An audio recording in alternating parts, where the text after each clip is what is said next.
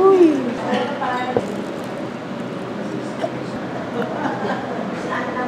Okay na kasi. Yun yung sauce niya.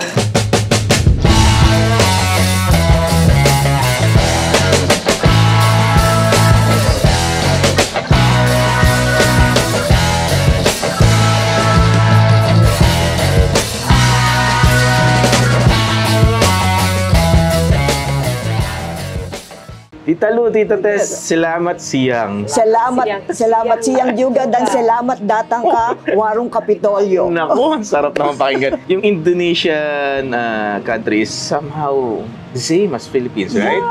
The words, no? Yung mga ganyan. Ang tsura ng mga tao, halos isa. Yes. Having said, why do you name place Warung? Warung. Warung. Why? Because the Tita Tess started in Legazpi Sunday Market. Wow. That's where we started, way back 2006. So, at least na, sinali kami ng Legazpi Sunday Market. Okay. That was 2006. Imagine mo, i-explain mo pa sa kanila ano ang Indonesian food. Yes. Pag may Indonesia na bumili, happy na ako doon. But for the Filipinos, you have to explain to them kasi hindi pa sila masyadong aware sa Indonesian Sa mga food. pagkain, opo. Especially pag sinabi Indonesian, ay, maanghang. Manghang. Ganun ang ano noon. Pero ang Tita Tess mo, nung bago nandoon, baka 1,500 lang yan. Naku, happy na. Oh, syempre. Dabenta yun. Tatawag na sa akin sa Jakarta yan. Naka 1,500 kami ngayon. Imagine, ganun Yes. na. Pero nung umuwi ako, tinitingnan ko yung mga Pilipino. Kailangan matikman nila yan. Yes. So what I did, when I went back to Jakarta, nagpagawa ako ng tarpaulin. Gumawa ako ng mga packet meals. Diba? Yeah, I saw it. Okay. Time na yun ate, ilan yun? We have 9 packet. 9 Imagine mo, packet. 9 na. 1 to 9 yun. 1 to 9. Packet 1. Oo. You have 75 pesos. You can have nasi goreng, Sate, terong balado, telur balado, bakwan Bakwan. sayur. That's 5 kinds. Matitikman mo. Siyempre yung mga Pilipino, 75 lang, tikman natin. Kasi With the price of 75 pesos. 2006 naman yun. Yeah. Baka hanapin Okay. mo ID. nung wala kaming packet noon, Apo. nahihiya silang magtanong, magkano ba to, magkano ba to. So yun ang naging walang Tita Lu muna. Lagyan kaya atin natin ng packet yung combo meal para... Lagay ng Tita Tess mo yun. 75. Sige, try natin. Grabe. Alam mo that people buys that Sunday, the following Sunday, bumalik. Oo. So, dumadami na, tsaka ang dami na nag-i-intrigue. Oo. That's the start. Oo, yung nag-start. Oo. So ito talaga, from Legazpi, Tita? Yes! Tapos That's ang why naging Tita inspiration namin dito yung mga customer namin doon na, Tita, from Monday to Saturday, nasan kayo? Yes. Bakit daw hindi po kami mag-open ng restaurant? Yeah. Si Tita Lu, babalik na sila for good dito. That was 2013. Yes. So nung bumalik siya, sabi niya, ate, gusto mo, umpisahan na natin. Oh, tsaka may talaga pati Indonesia na Oo, may nagpo-post talaga sa amin na mag-ano mag-open. So, nag-umpisa na kami maghanap ng Sinubukan lugar. Yes. Ayan. At least ito siguro binigay talaga sa amin yung lugar na to because para dito sa Warung Kapitolyo. Yes. Send kami, at least may parking. Yung kagad ang kung dito problema ng parking, di ba? Eh sabi ni Lu, ate hindi, pwede dito mag-provide tayo ng ganitong parking, ganyan. Yung kaya... Ito, Tita, Indonesian food. How do you see Filipinos in-accept ang pagkain Indonesian? Yan ang advantage namin ng Tita Tess mo. Kasi tumira kami sa Indonesia ng matagal. We know the taste of Indonesian food. Yes. Alam na alam namin ang lasa niya. Alam na alam din namin ng Pilipino. So talagang pinili namin ng Tita Tess mo yung pagkain na ilalagay namin dito na first taste mo, magugustuhan mo. This is a restaurant. Hindi pwede yun. But to tell you, Dexa, lahat ng Indonesian food masarap. But acquired taste. You have to eat it madalas para ma-acquire yung taste. But everything's really very good. Yes. Kaya lang i-acquire mo in 30 years. Tita Tess mo, 15 years na i-acquire. Sa amin, masarap yan. Buti na lang gano'n. Yun ang advantage namin when you open the restaurant. Nang pag natikman nila, sigurado babalik pa ulit sila. Kasi ang hirap kasi nung pag kulang kumain ka, hindi especially, patitikman mo yung pagkain, ay, ganito pala lasa. Yes. Babalik ka pa ba kung ayaw mo? Hindi na. At least ito, talagang nagustuhan nila. Bumabalik. Wow. And then, how did you learn the style, method of cooking ng Indonesia? Paano yan? Paano kayo pumasok dyan? Cooking is my passion. Okay. And yung Tita Tess mo, kahit hindi yun ang passion niya nung nandun siya. Kasi siya mismo nag-work. Okay. Kasi ako, husband ko yung nag-work. Pero ang mami namin, ang lola namin, were really very good cook na mana namin. Opo. Pero ako talaga, Siya talaga hilig niya. cooking is my Ako, passion. nahilig ako magluto lang ng Indonesian food. Pero siya, nung bumalik, nung nagbukas Yes. kami ng restaurant, tsaka nagbalik sa Oo. Legazpi, Yeah. Doon talaga lumabas na yung ano ng chicken rice. Kaya pala, okay. Yun ang naging ano namin. Going here sa Warung Kapitolyo, ano po ang may expect ng mga guests natin pag pumunta sila dito? Oh, sarap. Yun ang Yun maganda. lang. Uy, masarap pala Indonesia. Oo, Yes. oo. Diba? At yung mga ibang pilis, ay tita, thank you, dinala mo, pinatikim niyo sa amin ng Indonesian food. Yes. Ngayon lang namin na masarap pala Hindi Indonesian pala food. maanghang Oo. Apo. Masarap pala talaga. So, they Yeah. inspired ng magpunta ng Bali. Yeah. Oo. Dito tita, sa Warung Kapitolyo, matanong na lang po natin sa mga viewers natin. Oo. Yung anghang ba, nakokontrol natin just in case customers would want a little bit Okay. spicy or... Merong dishes kami na talagang May dishes standard. talaga na standard, pero the adjustment we made is to tone down the Oo, I see. spiciness. Oo. Okay. Kasi for Indonesian, sasabihin nila walang anghang. Oo, Pero for yun. Filipinos, maanghang na yun. Yes. Oo. Yung mga dishes namin na nasa menu, naka-separate ang sauce. Oh, okay. Oo. Iba-iba yan. Yeah. Ang talaga hindi lang namin pwedeng tanggalan ng anghang Beef is the rendang. Oo. Ano na yun eh, ano na. That's the standard. Oo. Hindi na rendang yan pag Oo, walang pag, anghang oo, yan. yun. May mga like nasi goreng, you can, kung gusto mo ng regular, yung spicy, Yes. kung gusto mo mild or not spicy, we can Apo. provide it. I see. And even the bakmi goreng also, pwedeng maging, Yeah, pwede you can adjust it. You can request, oo. The Pwede. regular, yung regular is the or Apo. mild or not spicy. Yeah. Oo, pwede namin anuhin yun. Pero yung iba, talagang na ano. Yung rendang hindi namin dapat tanggalin. Alright, exact address ng Warung Kapitolyo? 83 East Capitol Drive, Barangay Capitolyo, Pasig. Hours of operation natin, Tita Lu. Tuesday, Wednesday, Thursday, lunchtime 11. Last call from the kitchen is 1:45. Okay. Come in at 1:45, you can order and finish your food maximum 3 o'clock. Break time, magpapahinga ang mga lola. Okay. And we open again at 5. 5 o'clock, last call from the kitchen is 7:45. Alright. You come in at 7:45, order your food, finish it maximum 9 o'clock. Alright. Friday, Saturday, Sunday, same. Okay? But yung sa gabi, umaabot na yun hanggang 10. Last call is 8. Oh, nag-extend kayo. Oh, pag weekend, because during weekend Mas marami. talaga marami. Party, events, function. Ilang araw prior, kung sakali man po? Basta hindi nakabook, Yeah. okay ka. Oo. Kahit 2 days, kahit a day Oo. before. Yeah. Basta available. Oo. I have 3 function rooms. Oo. How many ang kaya nating i-accommodate? Yung isa namin function room, the smallest one is 20 to 22 packs. That's Okay. the smallest. Alright. The second one is 30 to 35. Oo, pwede. And then the third one is 40 to 50. Okay, but they can do the whole Yes. if ever they want If that. they want to close the restaurant, pwede nila. Pwede naman po. O meron namin Weddings, nagpapa-close. Yeah. Oo. Ayan po But yung mga magpapa-close or Opo. close, Oo. they have to tell us at least 2 weeks or 1 Oo, week kasi Okay. before. pinopost namin May yung for calendar kayo. For Yeah. people to see na close Yes. na restaurant plan. We have Facebook page where they Yes, can we have contact you. Facebook, we have Opo. Instagram. Apo, how about the number? Na pwede sila tumawag? Ando na yung cellphone number Sa namin. Facebook Kami mismo natin. dalawa yung Okay. number na. We answer Kaming all dalawa calls. mismo. Wow. Anyway, Tita Lu, Tita Tess, maraming salamat. Yung mga sinasabi nyo, the spices, Oo. the story behind. Oo. Natatakam na po ako. Kailangan we will just wait for your comment sa food pagkatapos Yeah. nyo ba ano. diba? Maraming salamat. Warung Kapitolyo, Chef PJ, no? Indonesian na naman tayo napuntahan.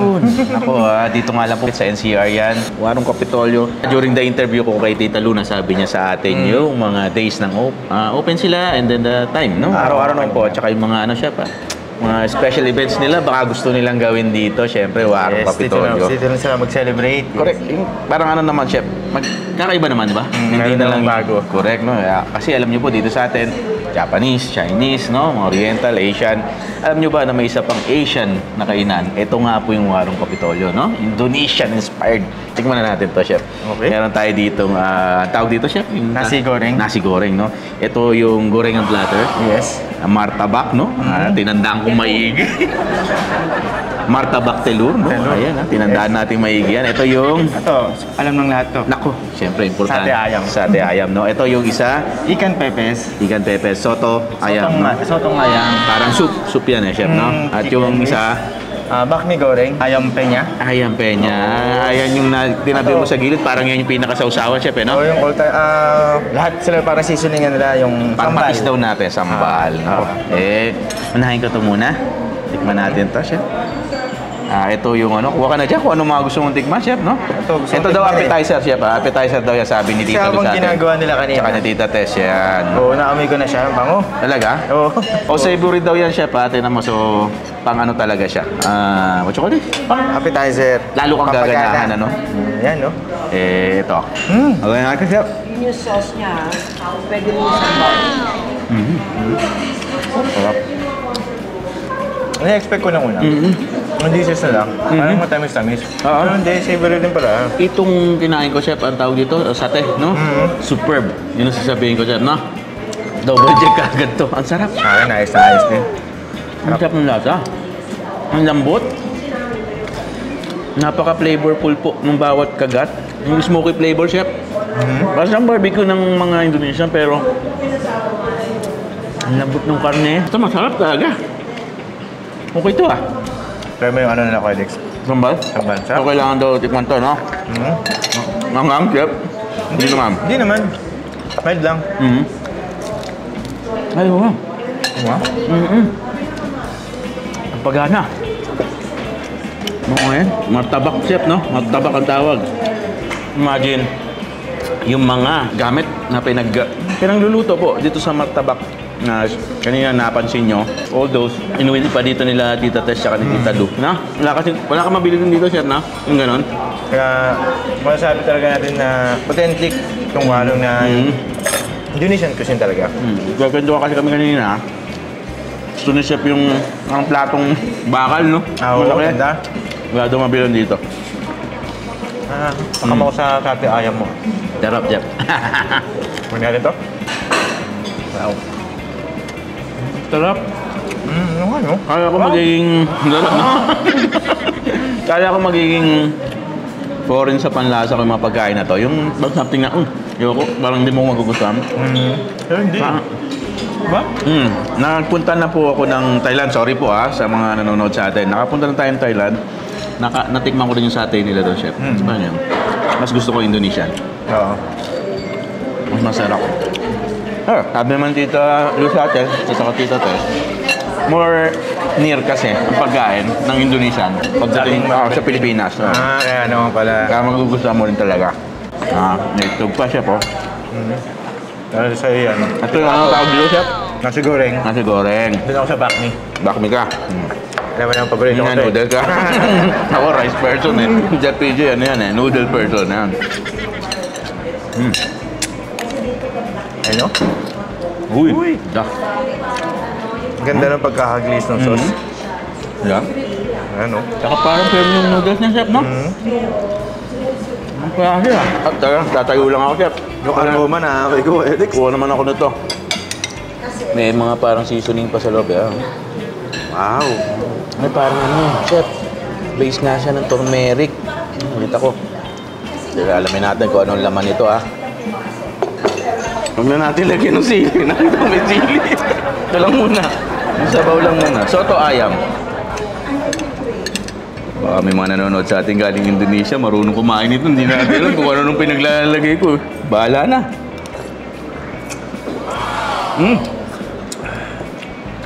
Chef, para sa sotang mo natin, Pilipino. Yun. Ang sarap. Even the aroma, iba. Pero, pag inamoy mo siya kasi turmeric base, so may amoy siya talaga parang luya, no? Ganun ang dating sa akin eh. Pero, yung lasa po, lasang sotangon. Bago tayo pumunta rito, nag-check ako sa internet, no? Sa Indonesia, mababa yung ano nila, percentage na ma-obese. Wala masyadong gano'n, yung nagiging taba. Kasi, pero, nakikita ko ngayon, at mga kakain natin, mga pagkain, something healthy kasi. Mugulay nandito, yung bira, yung ano, yung matataba. Yeah. Katulad ito, mga fritters. Yes, mga fritters. Corn, Oo. vegetable. Kaya nga eh. Sarap yung gano, chef goreng. Oo. Ito yung magugustuhan mo. Ito yung ano mo daw, chef, no? Dudurugin mo, papasok sa loob yung sambal yata din yan. Oo. Yan. So, parang shred-shred ko na ganyan. Oo.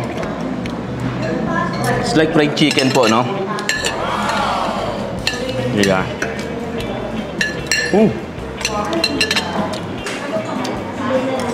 Nasi, ang sarap. Nasi goreng. Grabe itong ano na to. Ito po yung sambal. Sarap, no? Pag nilagay mo sa pagkain mo, maano ka, no? Gaganahan ka. Ang sarap i-explore ng pagkain dito sa Warung Chef. Lahat ng pagkain nasa harap namin, bawat tikman mo, may iba-ibang lasa. Hindi siya nagkakapare-pareho. Bursting flavor, malalim yung, ako para sa akin, Chef, ang lalim ng bawat lasa ng pagkain. Kakaiba po sa panlasa ng Pilipino. Although, hindi ka mapapasok. Yung parang, pag ginahin mo, iyo ko, parang gano'n, ayaw ka agad. Bago agad, oh. Yung tapang po ng lasa, malapit sa panlasang Pilipino. Yun siya, no? Ayun, anyway, double check sa amin to. Again, Ayos, yan, no? Paganda, no? Galing. At sobrang pasasalamat natin, Chef. Tita Lu at Tita Tess, no? Of course, no? Siya ka sa team, no? Sa lahat. Yung tumulong sa atin dyan sa kusina. Sobrang bait ng mga tao, no? Napaka-humble, no? Ang sarap kasama. Nakakomodate tayo kanina sa loob ng kitchen. Ito na po, dinala nila sa Pilipinas sa pagkaing Indonesian para naman ma-appreciate natin. Ayan. Ano pa nga ba, Chef? Paalam na tayo. Maraming salamat po sa inyo. Muli po, Warung Kapitolyo. Nire-recommend namin puntahan. Supportahan po natin ang mga pagkain dito sa Kapitolyo. Yan ha. Pasig to, Chef, no? Pasig Kapitolyo. Yun. Siyempre, mabuhay po kayong lahat. God bless you all. Ako po ang inyong lipod, si Kuya Dex. Kasama pa rin si Chef PJ. Pagmamahal para sa inyo, Warung Kapitolyo. Bye! Bye!